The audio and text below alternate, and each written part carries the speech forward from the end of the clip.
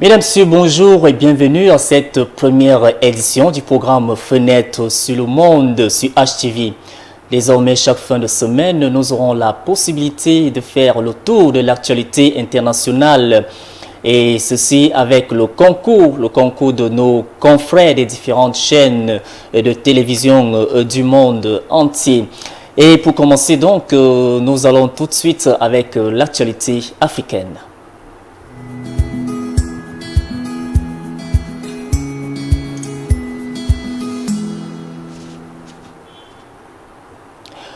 Voilà, le 32e sommet de l'Union africaine s'est tenu en fin de semaine dernier à Addis Abeba en Éthiopie. On retient que Abdel Fattah al-Sisi, président égyptien, est le nouveau président en exercice de l'Union africaine. Il remplace à ce poste le Rwandais Paul Kagame. Nous avons plus d'amples informations avec le reportage de nos amis de France 24. Récupérant ce marteau, le président égyptien prend officiellement les rênes de l'Union africaine. En quête d'influence, le chef de l'État égyptien entend ouvrir un nouveau chapitre pour l'organisation. Nous devons continuer à améliorer la paix et la sécurité en Afrique de manière globale, durable et stratégique pour notre continent. La lutte contre le terrorisme nécessite l'identification de ceux qui le soutiennent et le financent. Et cela implique un combat collectif. Des priorités qui contrastent avec celles de son prédécesseur. Extrêmement actif pendant sa présidence, Paul Kagame a engagé d'importantes réformes économiques et institutionnelles pour l'Union africaine. Des réformes indispensables pour le président rwandais qui insiste sur la nécessité de les poursuivre. Pour atteindre nos objectifs politiques, nous avons besoin d'une organisation habile, saine et efficace. Même s'il entend marquer la présidence tournante de son empreinte, Abdel Fattah al-Sisi s'est engagé à poursuivre certains efforts déployés par son prédécesseur. Parmi eux, l'entrée en vigueur de la zone de libre-échange sur le continent africain, projet phare de l'Union africaine. Un 32e sommet marqué aussi par la première participation du nouveau président congolais Félix Tshisekedi, dont l'élection avait été contestée au sein même de l'organisation. C'était jour d'élection au Nigeria ce 16 février. Malheureusement, ces élections ont été reportées pour faute de logistique en ce qui concerne donc cette élection. Les populations n'y croient plus trop au discours politique. Nous avons donc ce reportage de nos amis de France 24 qui ont donné la parole à quelques-uns parmi eux. À une semaine de la présidentielle nigériane, les électeurs de Lagos, la capitale économique, s'expriment sur leurs préoccupations et leurs attentes.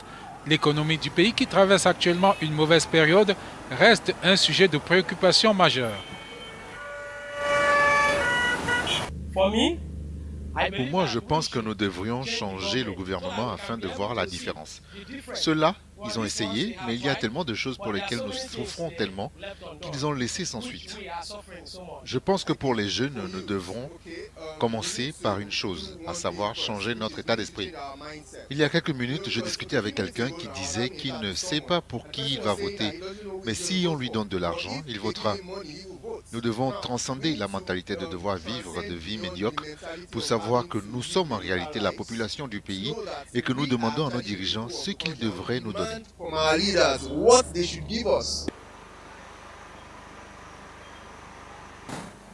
72 candidats sont en lice pour la présidentielle, mais le président sortant Muhammadu Buhari et l'ancien vice-président Atiku Abubakar figurent parmi les favoris.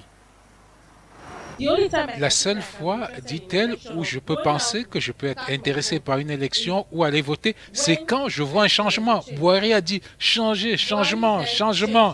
Nous n'avons pas vu le changement. En 2019, il a déjà fait 4 ans et il n'y a pas eu de changement. Plus de 84 millions de personnes sont inscrites sur les listes électorales de ce que beaucoup considèrent comme l'élection la plus importante du Nigeria. Voilà, vous l'avez sans doute remarqué, c'est un reportage signé de nos confrères d'Africa News. Revenons donc cette fois-ci en Côte d'Ivoire où les opérateurs économiques ivoiriens sont à l'école de l'investissement. Un code d'investissement leur a été présenté et expliqué lors d'une rencontre ce mardi à Abidjan. Plus de détails avec nos confrères de la RTI 1. Le code des investissements garantit un cadre fiscal plus attractif et propose un mix de deux régimes d'incitation, à savoir l'exonération et les crédits d'impôt. En fonction du niveau d'investissement à réaliser et de la zone géographique d'implantation de l'activité, ces crédits d'impôt concédés peuvent aller jusqu'à 75% et même plus. On se retrouve en prise totale avec ce qui se fait au niveau Europe. L'Union européenne considère que le secteur privé est le pivot du développement de l'Afrique. Avec un outil tel que le CPC et le Code des investissements qui existe en Côte d'Ivoire, la Côte d'Ivoire pourra bénéficier à plein de ces financements orientés vers le secteur privé. Des investissements orientés vers le secteur privé avec une place prépondérante pour les petites et moyennes entreprises. En Côte d'Ivoire, une PME, c'est un établissement qui emploie moins de 200 personnes permanentes et qui réalise un chiffre d'affaires inférieur à 1 milliard de francs CFA. Ce nouveau dispositif, une vraie niche d'emploi que les entrepreneurs locaux doivent exploiter. Il faut qu'aujourd'hui, l'entrepreneur privé sache qu'il existe dans ce code. Même avec un salon de coiffure, on peut pouvoir bénéficier de ce code. Avec un atelier de couture, on peut bénéficier de ce code. C'est vraiment fait pour les petits métiers aussi, ce n'est pas fait que pour les grosses entreprises. Et je lance un appel donc à mes compatriotes pour venir au CPC, prendre ces informations et pouvoir déposer le dossier de sorte à pouvoir bénéficier de ces avantages mis à disposition par la Côte d'Ivoire pour permettre justement à l'Ivoirien de pouvoir participer de manière pleine et inclusive à ce développement de la Côte d'Ivoire. Le Code des investissements met en avant les secteurs prioritaires comme l'agro-industrie, la santé et l'hôtellerie. Il comporte également des lignes qui traduisent un fort encouragement à la valorisation des produits issus de l'agriculture. La Chambre de commerce européenne compte plus de 1000 entreprises en Côte d'Ivoire. Voilà certainement quelques éléments qui ont attiré notre attention dans le continent africain en cette semaine. Tout de suite et maintenant, nous allons pour le compte de l'actualité européenne.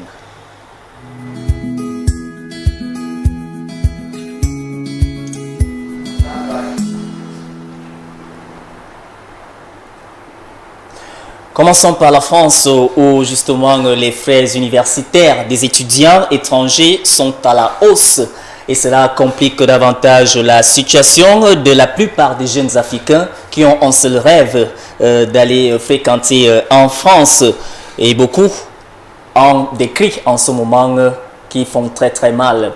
Nous écoutons ce reportage de nos amis. À Rabat, des dizaines d'étudiants marocains se pressent devant ce bâtiment français. C'est ici qu'ils doivent s'inscrire pour faire leurs études supérieures en France. Mauvaise nouvelle pour eux, les frais d'inscription ont augmenté pour les étudiants étrangers qui ne sont pas européens. Beaucoup de Marocains ont donc dû renoncer à faire leurs études en France. Maintenant, si tu veux partir, soit tu es riche, soit tu restes dans ton pays parce que la France a mis ses nouvelles lois. Auparavant, il fallait débourser 170 € par an pour s'inscrire en licence. Aujourd'hui, c'est près de 2800 € pour la même formation. Des tarifs 16 fois plus élevés. On peut accepter l'augmentation des frais, mais pas ce genre de taux, c'est vraiment énorme. Au contraire, d'autres étudiants marocains, eux, comprennent cette hausse des frais. Je pense que c'est normal car même les étudiants français, ils payent les taxes, ils payent les impôts là-bas, alors que nous, on ne paye rien, juste les frais de scolarité. Pour certaines universités françaises, cette hausse des frais d'inscription pour les étudiants étrangers ne passe pas. Paris-Saclay, Rouen-Normandie, Lyon 2, au total, 17 établissements refusent d'appliquer cette hausse. Elles dénoncent une sélection par l'argent. Le gouvernement français, lui, explique que les tarifs restent beaucoup moins élevés que dans d'autres pays, notamment européens. Depuis que cette réforme a été annoncée, les inscriptions d'étudiants étrangers non européens en France ont baissé de 10%. Véritable coup dur pour les étudiants qui aspirent à aller fréquenter en France. On espère cependant que la situation va s'améliorer dans les jours à venir. Alors, parlons donc maintenant d'une révélation qui fait beaucoup courir ces derniers jours. C'est celle du pape François qui reconnaît que des sœurs ont été agressées sexuellement par des prêtres. Et il a eu à faire cette déclaration mardi dernier du retour de son voyage aux Émirats Arabes Unis. Il répondait ainsi à une question de journaliste. Plus de détails dans ce reportage.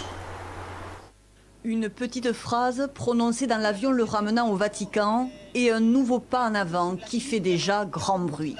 Le pape François reconnaît des agressions sexuelles sur des religieuses perpétrées au sein de l'Église. Il y a eu des prêtres et des évêques impliqués. Je crois que cela se perpétue encore. Je ne peux pas nier que cela n'ait pas eu lieu au sein de ma maison. Est-ce que quelque chose doit être fait? Oui. Jamais un pape n'avait abordé directement ce sujet, même si Benoît XVI avait auparavant dissous une congrégation féminine, la Congrégation française des Sœurs contemplatives de Saint-Jean, impliquée dans un scandale d'esclavage sexuel. Nouvelle affaire, nouveau dossier épineux. Déjà dans son numéro de février, le mensuel féminin du journal officiel du Vatican consacre un article sur ce dossier. Aujourd'hui, le silence est rompu, incarné notamment par le témoignage d'une femme, une ancienne religieuse allemande, en novembre dernier. Doris Wagner affirme avoir été violée et dénonce la culture du silence qui règne entre les murs de certaines congrégations religieuses. Quelques mois après avoir prononcé solennellement mes vœux, le supérieur de ma communauté est entré dans ma chambre et m'a violée. Mes supérieurs m'avaient dit que le chemin de la perfection consistait à obéir à leurs ordres, même si je ne les comprenais pas. Ils m'ont dit de toujours sourire. Je leur ai fait confiance et cela m'a détruite. Son violeur présumé a été renvoyé de son poste, mais officie toujours comme prêtre au sein de la même communauté. Le pape, déterminé semble-t-il à rompre cette culture et cette loi du silence, a récemment fait savoir que le sommet sur les abus sexuels prévu à Rome fin février devrait aboutir à des résolutions concrètes. Voilà, restons en Europe pour parler de la Pologne qui joue donc les médiateurs entre les États-Unis et l'Europe. En fait, les Européens pensent que les États-Unis veulent les diviser. En ce qui concerne le sujet nucléaire iranien, une rencontre a donc réuni tout récemment Américains et Européens à Varsovie. Regardez plutôt. Elle avait tout l'air d'un piège. La conférence sur l'Iran de Varsovie s'est finalement refermée sans évolution notable. La délégation américaine n'a pas réussi à fendre le relatif front commun européen sur le dossier du nucléaire iranien. Alors que l'administration Trump s'est retirée de l'accord de Vienne, les pays de l'Union européenne y sont restés fidèles. Malheureusement, certains de nos principaux partenaires européens n'ont pas été aussi coopératifs. En fait, ils ont pris l'initiative de créer des mécanismes pour briser nos sanctions. La France, l'Allemagne et le Royaume-Uni sont en effet à l'origine d'une initiative visant à contourner les sanctions américaines. Proche de Washington, la chancellerie polonaise tente de faire le pont entre Américains et Européens. L'objectif de nos activités sera de développer une vision positive pour l'ensemble de la région. J'espère que les résultats des groupes de travail serviront de base à d'autres réunions sur la situation au Moyen-Orient dans le cadre du processus de Varsovie. Benjamin Netanyahou était présent sur la photo de famille. Le dirigeant israélien, qui à l'oreille de Varsovie et de Budapest notamment, voudrait lui aussi les pousser à rompre l'accord sur le nucléaire et miner un peu plus la position commune européenne. Tout résultat de cette conférence risque d'être considéré par les Iraniens et éventuellement aussi par les États qui les soutiennent, silencieusement ou ouvertement, comme une tentative d'encercler l'Iran ou d'imposer leur volonté depuis l'extérieur. La foi fait des miracles. Aujourd'hui, seul un miracle peut réunir Israël et l'Iran, et cela, malheureusement, tout le monde le sait.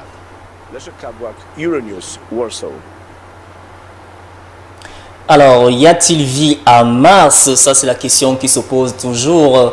De nombreuses personnes et les Européens sont plongés dans ce projet depuis de nombreuses années déjà.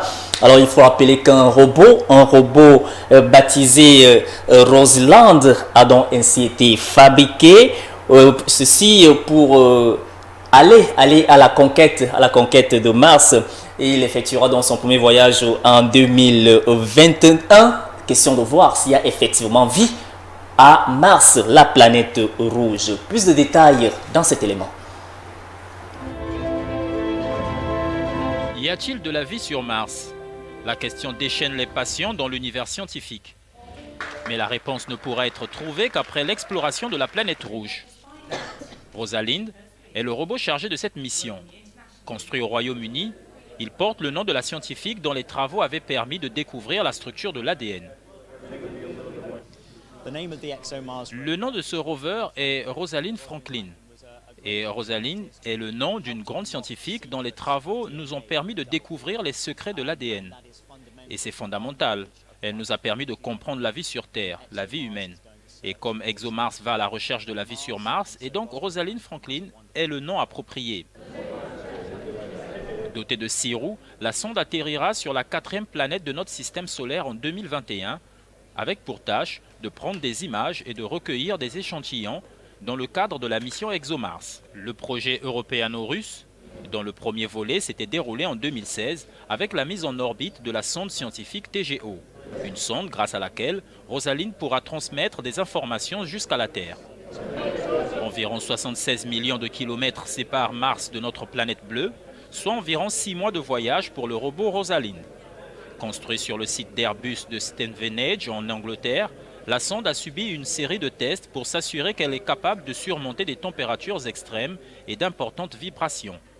Sur Mars, elle sera capable de travailler jusqu'à 5 heures par jour, avançant ses 300 kg de 40 mètres par heure grâce à l'énergie générée par ses panneaux solaires en repérant son chemin à l'aide de capteurs optiques. Elle pourra notamment forer le sol martien jusqu'à 2 mètres de profondeur dans le but d'étudier la géologie de l'environnement pour ainsi apporter la réponse à la plus grande question de ce 21e siècle. Le départ de Rosalind pour Mars est prévu pour fin 2020.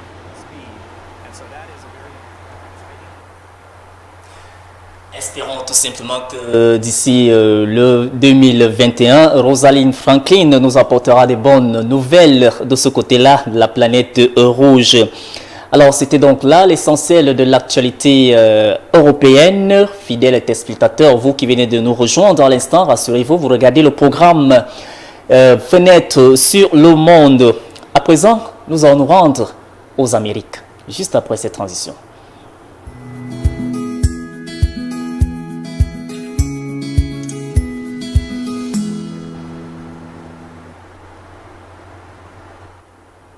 En parlant justement des Amériques et notamment des États-Unis, il faut dire que le président Donald Trump opte pour la confrontation en annonçant qu'il allait déclarer l'urgence nationale afin d'obtenir les faveurs du Congrès pour la construction du mur à la frontière avec le Mexique.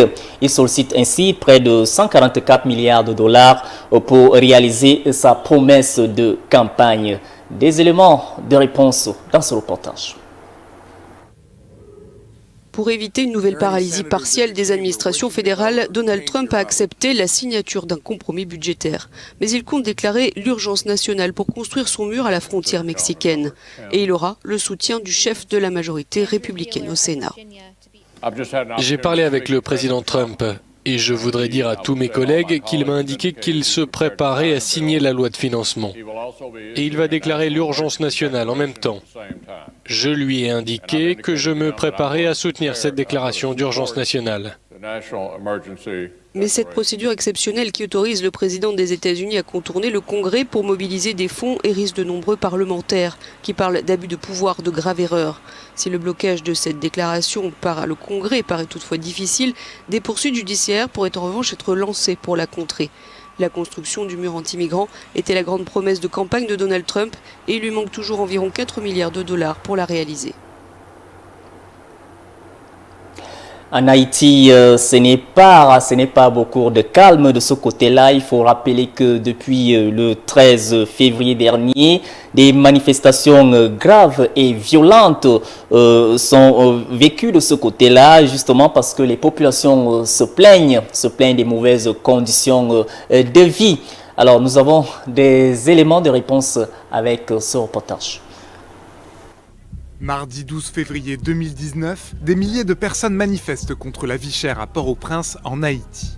Des voitures sont incendiées, des magasins sont pillés, un jeune homme a été tué par balle lors d'affrontements avec la police.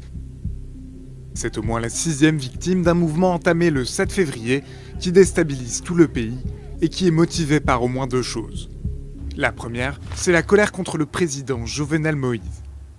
L'opposition a lancé les protestations le 7 février, date du 2e anniversaire du début du mandat du président. Il est d'abord soupçonné de corruption, un problème qui gangrène le pays. La publication d'un rapport de la Cour des comptes fin janvier a alimenté la colère des Haïtiens. Le président, une quinzaine d'anciens ministres et de hauts fonctionnaires y sont épinglés dans plusieurs soupçons d'affaires de détournement d'aide au développement. Cela a renforcé la colère contre Jovenel Moïse, alimentée jusque-là par une situation économique désastreuse. Ensuite, la lutte contre la vie chère est l'autre revendication des manifestations. Depuis l'élection du président, l'économie haïtienne reste fragilisée par une inflation de 15%. L'économie est aussi minée par une dévaluation de la monnaie nationale, la gourde, face au dollar américain. Résultat, le prix des produits de première nécessité s'enflamme car ils sont majoritairement importés.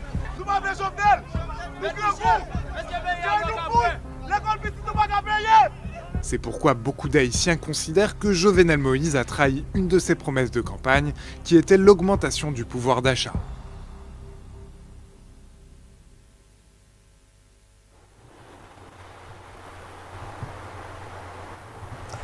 Voilà, justement, du côté de l'Australie, nous restons du côté de l'Australie pour dire qu'il y a eu signature d'un très grand contrat entre la France et l'Australie, un contrat de près de 31 milliards d'euros pour la construction de 12 sous-marins. C'était lors d'une rencontre jeudi dernier à Sydney. Une poignée de main pour officialiser le contrat du siècle. La France et l'Australie ont signé lundi leur partenariat stratégique qui implique la construction de 12 sous-marins destinés à la marine australienne. Montant total de l'accord, plus de 31 milliards d'euros. Le Premier ministre australien Scott Morrison a salué un plan très ambitieux lors d'une cérémonie à Canberra, en présence de la ministre française des Armées. Cela demande beaucoup de confiance de la part de l'Australie pour parier sur la France et beaucoup de confiance de la part de la France pour partager avec l'Australie des compétences qui sont au cœur de notre souveraineté et de notre autonomie stratégique. Tout cela est le résultat d'investissements immenses durant des décennies. C'est l'entreprise française Naval Group qui sera chargée de superviser la construction des sous-marins. L'assemblage aura lieu dans la ville australienne d'Adélaïde. La première livraison est prévue pour 2030. Voilà également, c'était l'essentiel de l'actualité dans les Amériques et bien sûr l'Asie. Revenons maintenant pour autre chose. Ils ont eu tout au long de la semaine à avancer certains propos, certaines déclarations. Nous avons sélectionné quelques déclarations que nous allons vous faire écouter.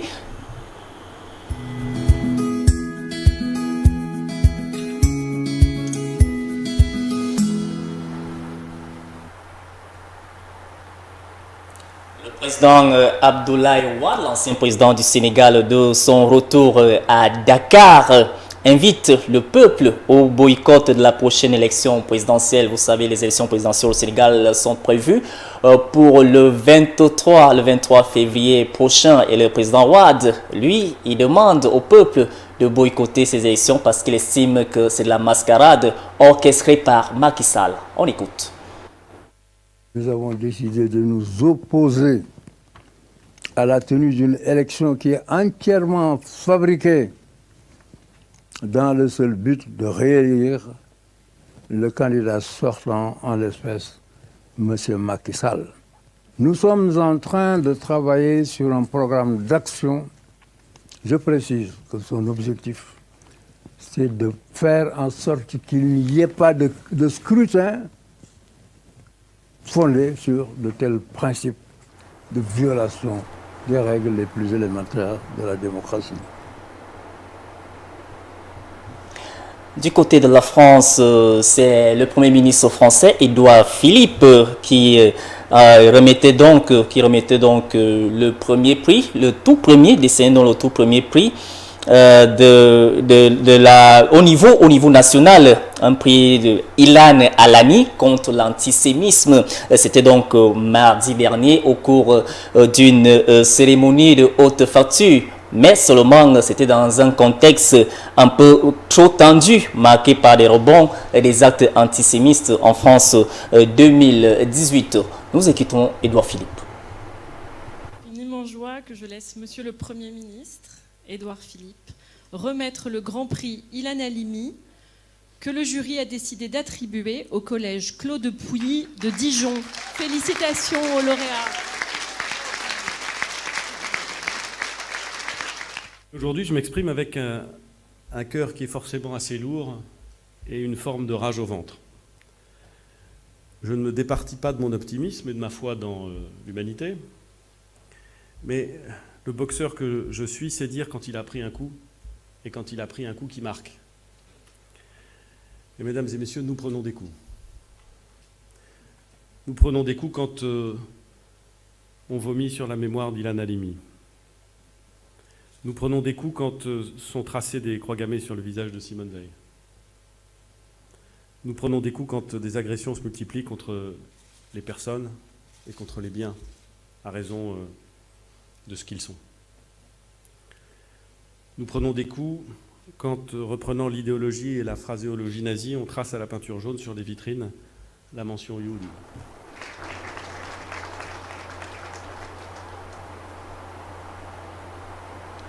Voilà donc ces propos de ces hommes, Édouard Philippe, Premier ministre français, et Abdoulaye Wade, ancien président sénégalais. Nous passons cette fois-ci à Bon à savoir.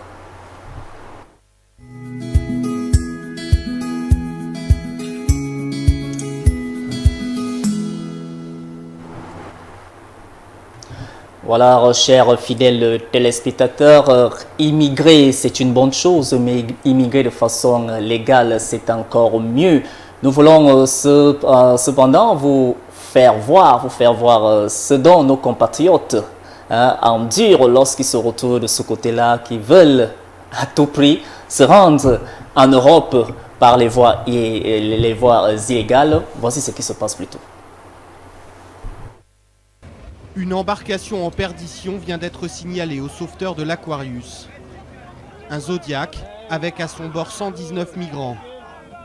La plupart ne savent pas nager. Il faut éviter à tout prix le mouvement de panique. Restez calme, le bateau ne va pas couler. Non, vous n'allez pas couler. D'accord ? Écoutez-moi. Mais le Zodiac se dégonfle par l'arrière. Certains tombent à l'eau. La panique se propage à toute l'embarcation. Les sauveteurs doivent jeter à chacun un gilet de sauvetage, et vite. Vous êtes en sécurité sur le bateau, mais vous êtes en danger dans l'eau, d'accord ? Il y a trop de personnes dans l'eau. L'une d'entre elles a déjà coulé à pic. Les sauveteurs rapprochent cette longue bouée pour que les naufragés puissent s'y accrocher. Les cris, la peur de se noyer. Mais c'est sur le Zodiac que certains sont le plus en difficulté. Il y a des gens qui sont en train de mourir dans ce bateau. Il faut les sortir de là. Dans la panique, les plus faibles risquent d'être piétinés. Il y a déjà 5 corps au fond du bateau. Il faut évacuer en priorité les femmes et les enfants. Hey les gars, je veux cette femme. Toi, pousse-toi, laisse-les monter. Hey! Ok, on y come. Au milieu de ce chaos, Max, le sauveteur, aperçoit un corps dans l'eau. Les gars, Un homme à la mer, par ici, de l'autre côté, juste là. Tu le vois? Chaque seconde compte. Il s'agit d'un adolescent. Il est plus rapide de l'approcher en bateau que de sauter dans l'eau. C'est bon, tu le tiens? On le remonte. Tu es en charge de cette personne. À partir de maintenant, tu ne t'occupes que de lui. Son frère vient lui aussi de prendre place sur le bateau. Personne ne sait si l'adolescent va survivre. Il s'appelle Achille, c'est un orphelin camerounais de 15 ans. Quand il est hissé sur l'Aquarius, il respire à peine. Sa température corporelle est de 33 degrés. À bord, les médecins vont réussir un petit miracle, le réanimer. Dans la soirée, Achille sera évacué vers l'hôpital de Lampedusa, stabilisé et en vie. Voilà ce que nous pouvons donc avoir comme danger lorsque nous nous engageons à immigrer de façon illégale. Ça, c'est pour attirer l'attention des uns et des autres. Voilà, fidèles téléspectateurs, nous sommes arrivés au terme de notre première édition du programme Fenêtre sur le monde. Le rendez-vous est pris pour dans une semaine, dans une prochaine édition. D'ici là, portez-vous bien. Bye bye.